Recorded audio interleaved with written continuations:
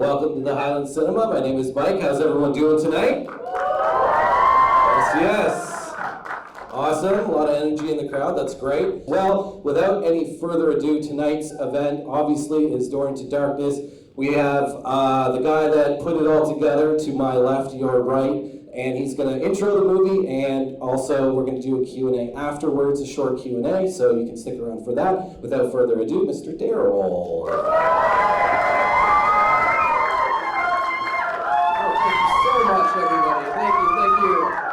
And can I just start by saying a huge thank you to the Hyland and their great staff for all the accommodations. It's really been just an incredibly smooth process, and I just want to note that because I'm up here as an independent filmmaker. We like to just make movies on the weekends, and we do it passionately. And I think that's, I had the same mentality when I was in a band, and I kind of think that there was these budding scenes that came up all over the place where people could just get together, make an album, and become something. And I'm starting to see that happen in the film community. We've got filmmakers in the house right now that are either have just screened or are working on some upcoming independent feature films, and we are starting to see a cool little scene come out. So I just want to thank them, and I want to thank everybody else for coming out and helping that scene start to develop, because I think it can become really something special. I mean, look at what happened up in Toronto, and that's obviously some bigger things we're talking about, but it all starts somewhere, and I thank everybody here for buying a ticket and coming out and grabbing some food and supporting this local, budding industry, I guess you'd call it. London is a great little place, and this movie is very, very personal to me. I wouldn't have shot it anywhere else. You didn't want to go too far.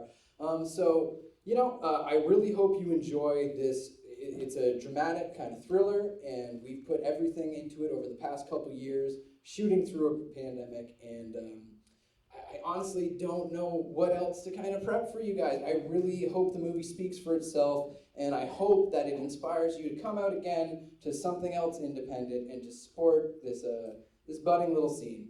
So thank you all so much. This is my film, Door into Darkness. Please stick around for the Q&A. Thank you so much.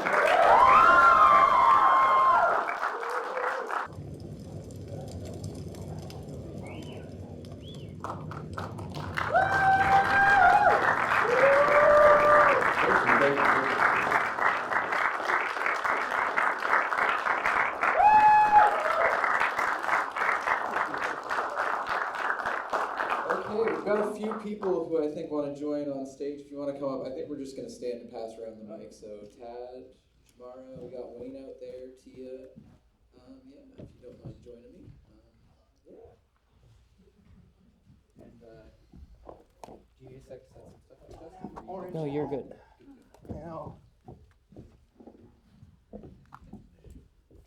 Awesome. Well, thank you all once again. A wild little movie we put together, but it was amazing to see it on the big screen. I'll just do a little intro. Well, everybody can do a little intro for who they are.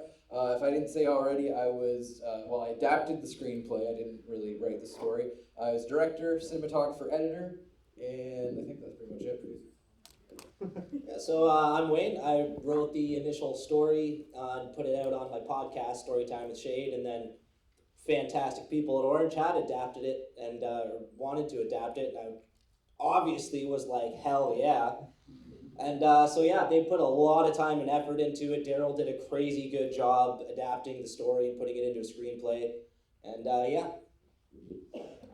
My name's Tia. I work as First AC and Extra Hands and Pockets. Hi, I'm Tad. I'm a producer, and I also helped a little bit with the story, and I also played the drunk driver and the creature, and I kind of dabbled in a little bit of everything on set. So, I'm Jamara Forbes. I was production manager, production designer, art director, creative stuff. I did makeup, and I sewed those gowns. First time sewing, that was kind of cool. Okay, so I know we did start a little late, so we'll try and get as many questions in as we can, if you got the questions. So I guess at this point we're just gonna open it up. Anybody? You're gonna need to do a little bit of vocals for us to hear you. But we got somebody back there. I saw Devon, I think. Hey. Well, I just want to say off the bat, I think that was one of the more interesting, original, and surreal anti-drunk driving PSAs. Thank you, that's exactly what I was going for. I think you should get Matt Canada on the phone and get them to get them sponsor. Any distribution helps. There are some instances in there toward the end that reminded me of the film Mandy, which I thought were really cool. Oh, thank you. I wanted to ask, like, how did you get the creature designs? Oh, cool. Thank you so much for that question, because that is a great, it was one of our biggest hurdles, I think, when we were looking at the screenplay and what we were trying to achieve. And that all begins with Tad. Do you want to feel it, or just want to give a quick wrap up? Say a little something. Okay, so Tad is an aspiring kind of like a, what would you call it, pre-production artist, concept artist. And he's currently in school to do some visual effects stuff. And he has always had a passion for that. He drew up some variations of our creature design. And is Cody still here? There's Cody.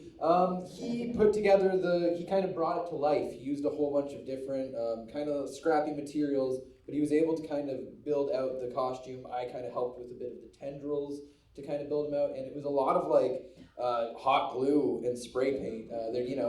Everybody here, everybody on the crew kind of kicked in some form, hot gluing and spray painting, and yeah, it's a lot about what you use it for, right? Like I think one thing that brings the creature to life is just that we always had it wet. Like the normal look was okay, but like every time before we roll, just get a little bit of moisture going, and I think it really kind of brought it to life. And also you brought it to life by being my Doug Jones, and actually like there's movements to the creature that kind of take it beyond the costume. So I give you a lot of the credit there.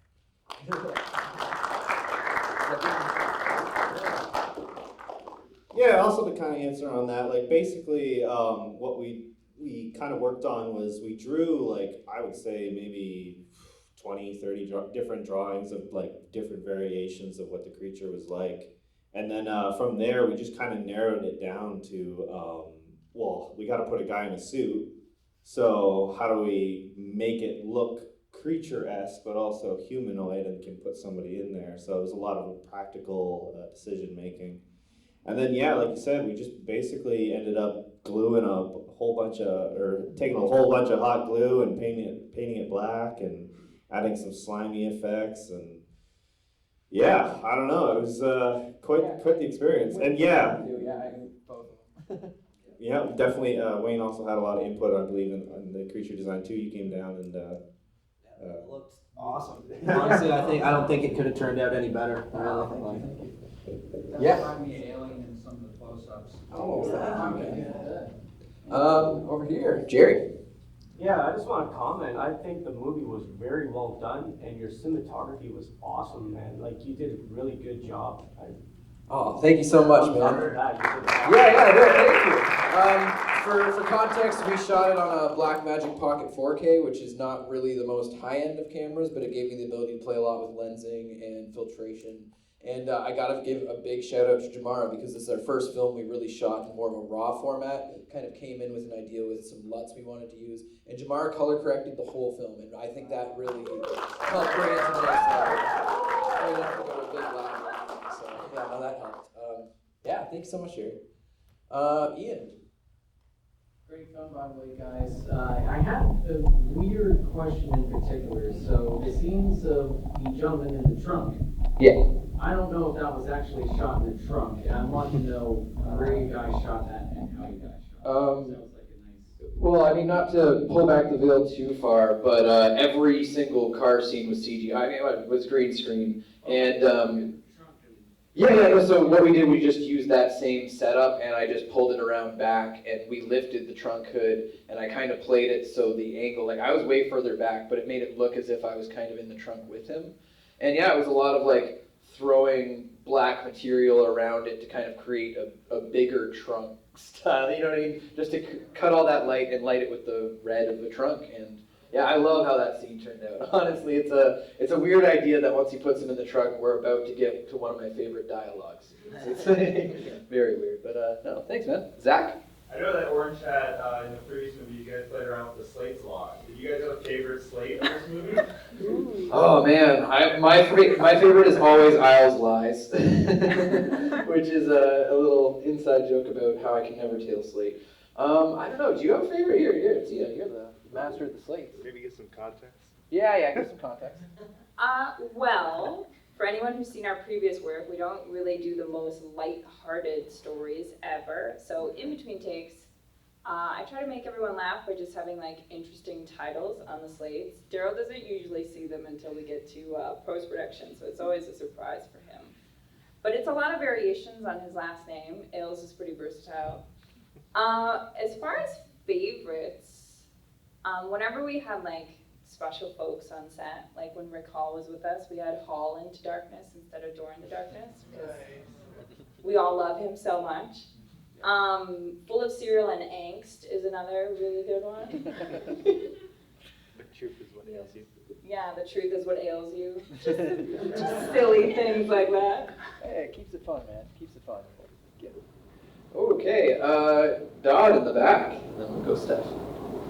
Yeah, great job. Just wondering what it was like filming in the woods at night. Did you have a generator? What was that like to... Well, as you can tell from everyone's reaction on the stage, we have a little bit of a story to go with that. So it was honestly, for the most part, really fun. Our buddy Josh has a pretty dang powerful generator, and that's why he's listed. He would basically be just in charge of taking it to and from the city and worrying about that.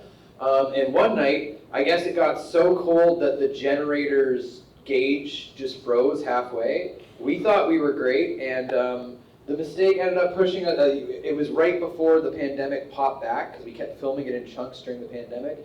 And because that generator went down and there was no gas for a mile away, we couldn't film again with our actors for 6 months. So anyone out there, I don't know how to avoid it, but you just, plan ahead as much as you can, because things will always come out of the woodwork. But it was honestly really fun. We just had one bigger generator, and we would string about 200 feet worth of extension cord to our actual set, so it wasn't bleeding in. But it was pretty good. We had a house pretty close. We weren't really trapped out in the cold per se.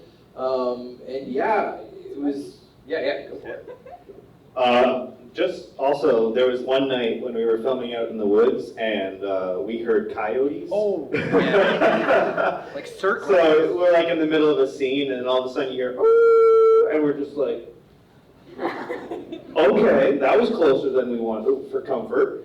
But yeah, the location is actually a spot out near my neck of the woods. It's my family's property. It's a little place that they used to kind of just park a lot of their farm equipment and stuff. So It was fate though, like we went for a location scout. Yeah, sorry.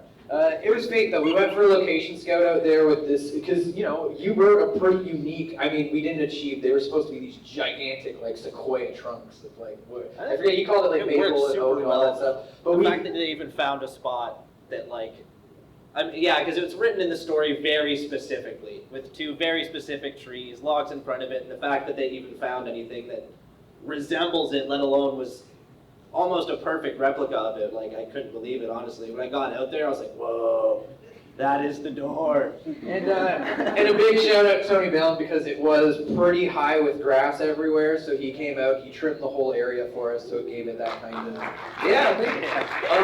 Steph, did you have a question too? Sorry, I didn't want to. No worries. So Wayne kind of answered part of my question. So I will rotate it to how was it going from kind of planning this all in your heads and then COVID? So how did that happen?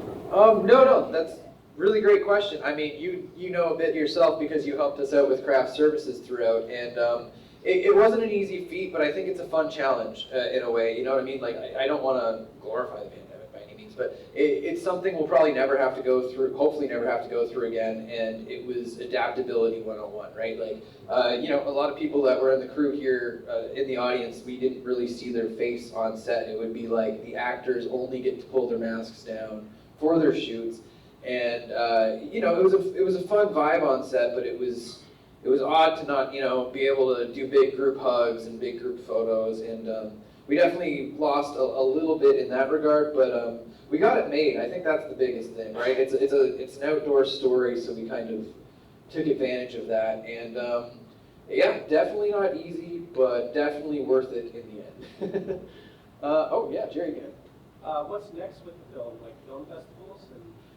Yeah, that's kind of our hope. I mean, not to get too into it, but this year there was definitely like a flood of submissions once people knew that there could be live screenings again. I think there was a lot of films kind of held back a bit. So it was a pretty competitive festival run this year, you know.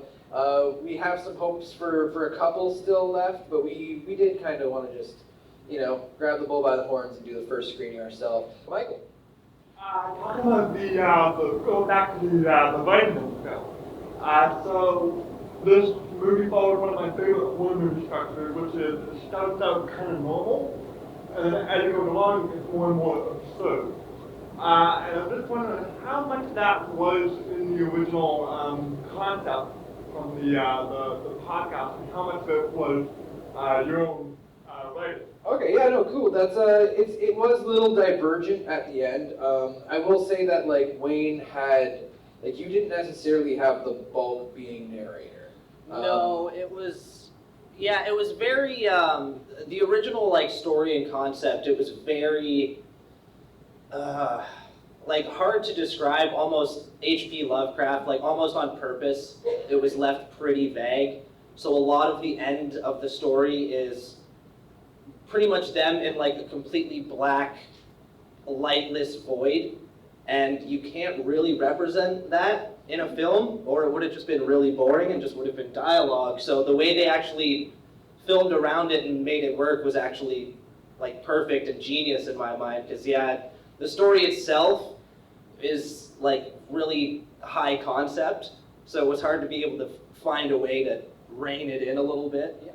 And I'd say just, yeah, specifically, so the bulk being is definitely not in there, but it's basically the same kind of concept when it gets to the end. Like, you definitely, it does spiral, right? You do have that Stephen King vibe, like starting very normal and getting more and more crazy as it goes. So that was obviously like a big inspiration. When we picked up the script to start adapting it, it wasn't fully done on the podcast. Yeah, we were still in the middle of writing it. Yeah, so we just knew that that was a story, like where it was going and where it was heading was something we really wanted to get on top of. And it helped us, you know, you gave me full leeway to change here and there. Like, the podcast is all about high schoolers, so it does kind of resonate with it. And, you know, Louise isn't a sister, she's a mother. So there's like definitely aspects of it that we had to kind of finagle to be able to do on a budget. But no, honestly, man, conceptually, it's pretty there. I highly recommend checking out the podcast. It's all on Apple Podcasts is always where I check it out. But on most of your podcast platforms, Storytime with Shade, and it's called Door in the Woods. That's the one difference, so if you're looking for it. Definitely worth the listen. I think there's some cool stuff going on with him narrating the podcast, then being this narrator that narrates the film. I think there's some really cool stuff going on that may be missed if you don't have that podcast background. So I'd heavily recommend it. Yeah, but any other, What kind of budget did you have for the movie? I my go-to is under $1 million. That's how I like to say. No, if I'm being real with you, we definitely, it was, you know, under 25,000. We were really, we tried to get some like really talented actors out, and I wanted to fully pay them. As I mentioned before, we wanted to pay for craft services because that's overlooked on indie stuff sometimes. So we really tried to focus in on the things that would cost us money, and then, you know, we all wear so many hats that can make up the rest, right? It's really about getting by in that regard. But no, this definitely was not some blockbuster budget or anything like that. We got by with what we had. Yeah. Good job. Oh, thank you. Steph, again? One more question. Yeah. I know that, Shamar, you were experimenting a bit with different special effects makeup and kind of looking at how do I incorporate wardrobe and makeup in a little bit differently with this specific film. What did you learn? What were the things that you loved about it? And what do you think you might do differently if you were to make it again? I learned that when you put actors in robes and cover them in makeup, they get sweaty. And that poses issues. It would have been nice to have a makeup assistant to help me do finals in between takes and get everyone looking good, but really, I'd say the biggest challenge was that we did have to do some reshoots, and just kind of getting some of the makeup to match was trickier than I anticipated. I feel like maybe I'll take more stills on set and Even more stuff. even more stills. But other than that, I would definitely make things much farther ahead of time. I was doing a lot of stuff last minute and hot gluing stuff last minute. Thankfully, Cody made that mask, both the masks, the creature and the wooden being guy with the sticks in his head. So that was off my shoulders, but a lot of the other stuff, it was kind of whip it together the week before or a couple weeks before, and because a lot of the actors were from out of town, it wasn't easy with COVID to get people to come down and do costume fittings and all that stuff. So I try and incorporate that a little bit sooner, so there was more time for that. You look awesome. And just to add, I think one of my favorite aspects about this whole film in regards of that is we kept it very practical. On our previous movies, we like to kind of dabble with some more VFX heavy stuff, but the only thing that was actually computer generated for the film was, you know, he pulls out his phone and there's those text messages that pop up, and when he types into Boo Engel. So, you know what I mean? Like, simple things like that we would cover with a VFX layer and the green screen, but we're shooting both of those things, not like computer generated. But yeah, in terms of a creature heavy movie, nothing is supplemented with VFX. Jamar was able to do some amazing work. And like I said, Bit of Moisture took it all the way to the next level. So yeah, did I see another, oh, Zach. I know this answer might be simple, but it's very difficult to go from 0 to 100 in completing a movie. What was your mindset along the way to get to the finish line? Oh wow, that's a really good question, man. To be honest, it was like I'll be fully honest with you guys. During a pandemic, having enormous breaks between shooting schedule is really, really hard. I had to deal with a lot of stuff. Thank you. And I really tried to kind of truck through and be strong, but I have to give credit to the rest of the crew because there were moments where, you know, the generator died and I looked at 6 months wait and I just thought, do I give up the whole movie, right? So it's not an easy thing to do, and that's why I keep trying to boost up the community, because I don't think anyone should be afraid to make a movie, but you do also have to be really prepared for what it'll put you through, you know what I mean? Like, the buck stops with me at the end of the day, so a lot of things, you know, you gotta really, you take it on the head, the good and the bad. And yeah, that honestly, it was just about getting it done. Getting here today was one of the most important parts. Is there any, I know we just got our final 3 minutes, so is there any quick, Devon, you got a quick one? But I really like the turning point in the middle when you start hearing the voices in his head as it really starts to pick up together. And I really want to compliment the sound design with the layers of voices and everything. How did you conceive that, and how long did it take to do that? Oh, definitely, man. Where's Telmo still here? Did he head out already? Yo, Telmo, I gotta give a huge props. Like, he did an amazing job. This is our first movie with an original score, and he did like, I had some ideas about, you know, conceptually, I wanted it so the narrator would diegetically slip into the movie. I wanted you to start to realize that this narrator was in their heads and starting to mess with them, right? So we did build like these layers of cacophonies of sound, but then I gave everything to Telmo, and honestly, he was able to kind of, you know, he'd interpret a lot of what I was going for and make it so it sounds good on a big screen. So I give the biggest props to Telmo. If anyone's looking for an original score, man, he's amazing. Love you, dude. Love you. But behind Devon, there was one question. Sorry.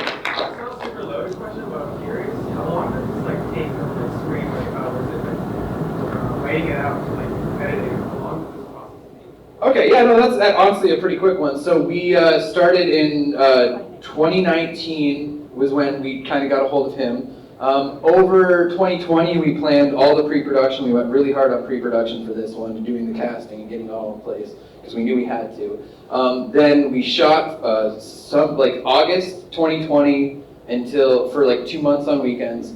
Then we had to take that 6-month break. Came back the new year in April, did a couple things, and then we basically were in the edit for a year after that. There was a couple cuts of the film that were a bit longer, and it took us a little while to find it. And yeah, beyond that, like I said, the last year chunk, we were just putting out in festivals and seeing what would go on in that regard. So it has been like a solid 2.5 years from getting a hold of Wayne and asking him to standing here on this stage today. And yeah, I think time-wise that's pretty good. If anybody else has any questions, man, by all means reach out to any of us. We're all usually on socials. You can just reach out to Orange Chat if you have any larger questions. But again, thank you all for so much for coming out. Thank you so much. Have a good one, everybody. Stay home safe.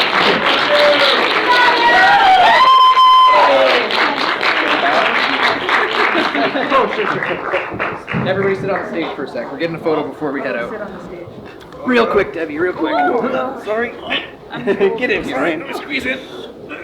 Thanks so much. Your hat, sir. I know. Put your arms around each other. We can't do that. We're not actually friends. Sorry, I have to use my hand. Oh yeah. Oh no, my eyes. Yay! Okay. Good job, man. That was awesome. Yeah. You guys did it.